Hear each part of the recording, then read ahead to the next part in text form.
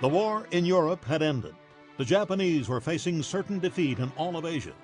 Captain John Birch continued his covert intelligence operations despite his dismay over the retirement of General Chennault.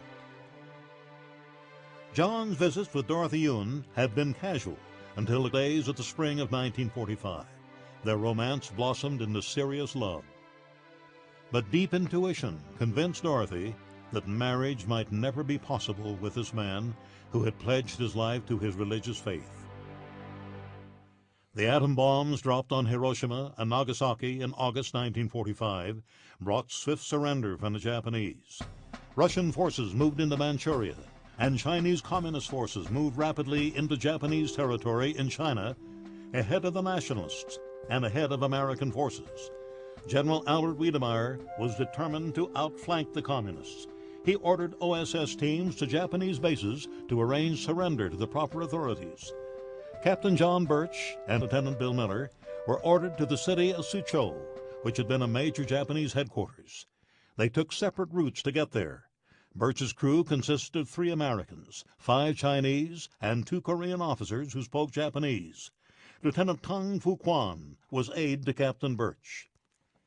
Captain Birch believed the Chinese Communist forces would not interfere with an American mission traveling under orders from General Albert Wiedemeyer.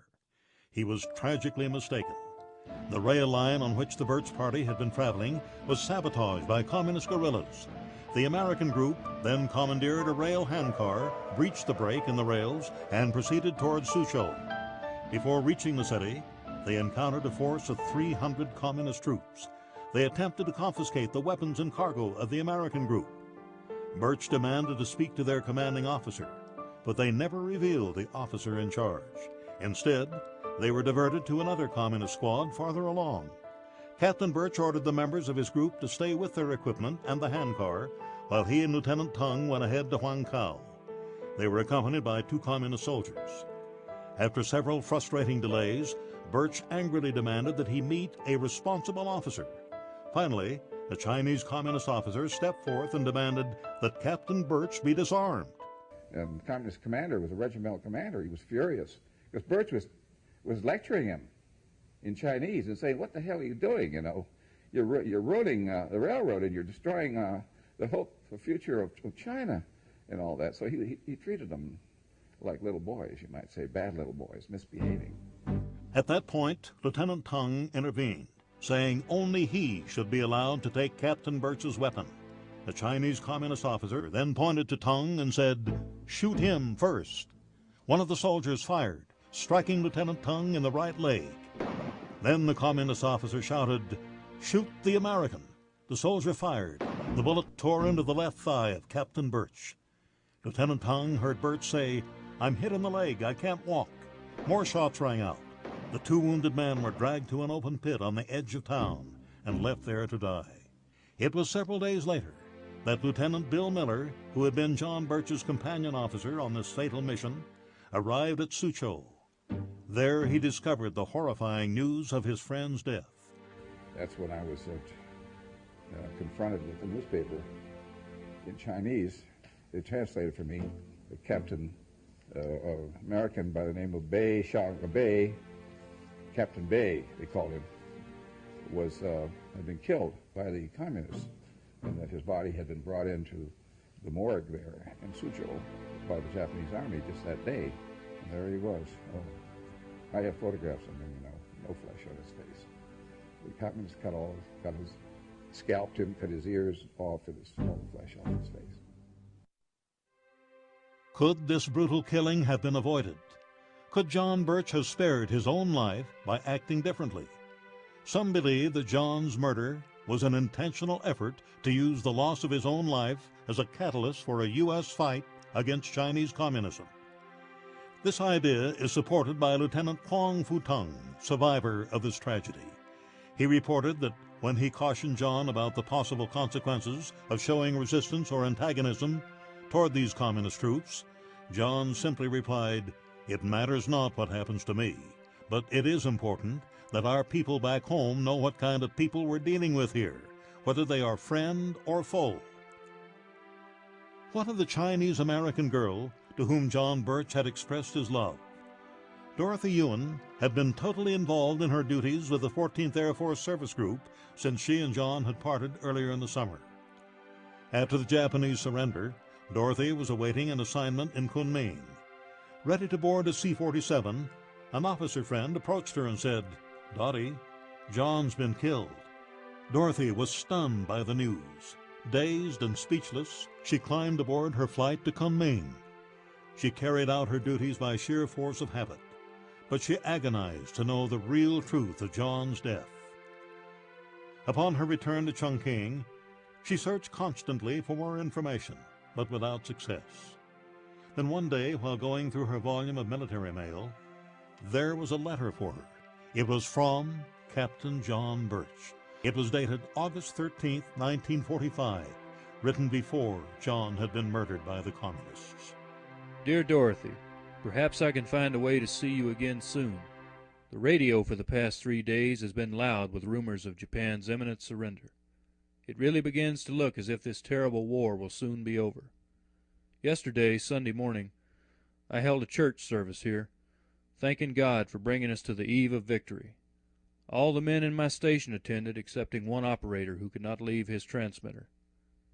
I believe I shall visit my family as soon as I can, then return to China to resume missionary work. Some people want me to stay in the Army as an intelligence officer, but I can't escape from the conviction that God has called me to the other. Please write me whenever you can. Affectionately, John. Following the Japanese surrender and the official end of World War II, the family of Captain John Birch was anxiously awaiting his return home, but news from China was still heavily censored by American officials. It was not until September 27, 1945, that the Birch family received notification from the War Department. Mrs. Ethel Birch, John's mother, recalls that fateful message. The war was over, and we were looking forward to John's return. Then one morning, a cab came out carrying a telegram from the War Department, and this is what it said: Birch, Captain John M., and they gave the serial number. Killed by stray bullets on the Lunghai Railway en route to Suzhou, China. This came as an especial shock because John had been, almost in a miraculous way, spared in very dangerous and hazardous experiences in connection with his work as an intelligence officer. A few days after this, about 10 days after this, a young man from the Veterans Department in Macon came, and it was in this very room he sat down and put his clipboard on the table and said, "I've come to see you regarding your son's death." And he said, "Now what word have you received?" I handed him the word we had gotten from Washington, and while he looked at the word we had gotten, I picked up his clipboard, and there I saw a photostat, and this is what it said: Birch, Captain John M., and gave his serial number, killed by Chinese communists on the Lunghai Railway en route to Suzhou, China. And I immediately said, "Why, this is different from ours." He snatched it away from me and said, "You are not to see that." I said, "Why not? It's our son." And he said, "Well, it might not be right." And I said, "You mean to say a photostat is wrong and a typed copy is right?" Then he said, "Well, don't say anything about this. In a few months, in a few weeks, I'll be out of the service." He said, "They might court-martial me if they knew this information was in your hands." Now that was the beginning of our investigation. Mrs. Birch told of the citations that were recommended for her son, but that were never received. Colonel Wilfred Smith recommended John for the Silver Star, which was never awarded. Captain James A. Hart recommended John for the Congressional Medal of Honor. All we asked for was the one that we had gotten word that he was going to receive. That was the Distinguished Service Cross. All we wanted was this one thing. Is it true that a hero, like a prophet, is not without honor except in his own country? The nationalist Chinese government bestowed upon Captain John Birch their highest military honor granted to a foreigner, the Order of the Cloud and Banner. What What was the reaction of top U.S. military officials to the murder of Captain John Birch by Chinese communists? General Albert Wiedemeyer was outraged that one of his key officers would be brutally murdered, and that other soldiers of his command would be held captive by troops thought to be our allies. General Wiedemeyer demanded of U.S. Ambassador Patrick Hurley a meeting with the Chinese Communist leaders, Chairman Mao Zedong and Zhou Enlai. Wiedemeyer was brusque and to the point as he spoke to the Communist leaders. This is a portion of the top-secret transcript, since declassified, of that tense meeting in Ambassador Hurley's office. These were the words of General Wiedemeyer. This afternoon, I received a radiogram that one of my captains, Captain Birch, was killed by Red Communist troops in the vicinity of Suzhou. This is a very serious and very grave incident. General Zhou Enlai responded, Why was he there? He was sent there by me several weeks ago to obtain information about the Japanese. Why? I feel that I can and must send Americans anywhere in China to carry out my mission. You mean any place? Yes. At this point, Chairman Mao Zedong retorted, We cannot say the communists killed him or not. If this is true that the communist troops shot this American officer, I extend my deepest apology. I would like assurance that this will not occur again. I desire a full explanation of this incident, including an investigation and full written report, submitted to me not later than September 10th. I must report this incident to the War Department. It is very important indeed. The American people will unquestionably be very angry about this incident.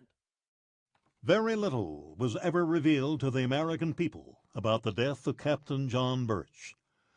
It was a known fact in China that he'd been killed by the communists, because I had reported that personally to General Wiedemeyer, and I had been commended in November by General Wiedemeyer for my investigation of the murder of Captain John Birch.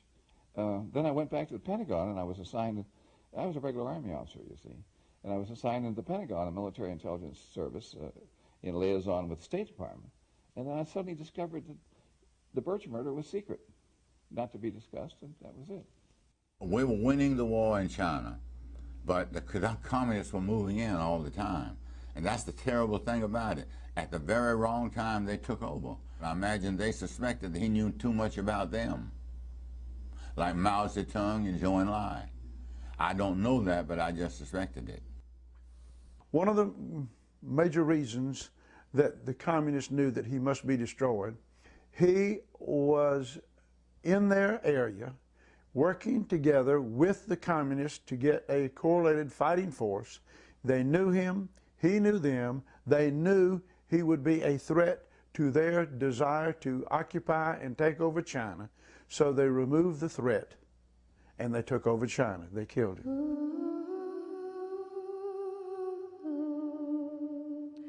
As the Apostle Paul wrote, I'm in the straits. I far rather depart and be with the Lord, but it's expedient that I stay here and edify the church.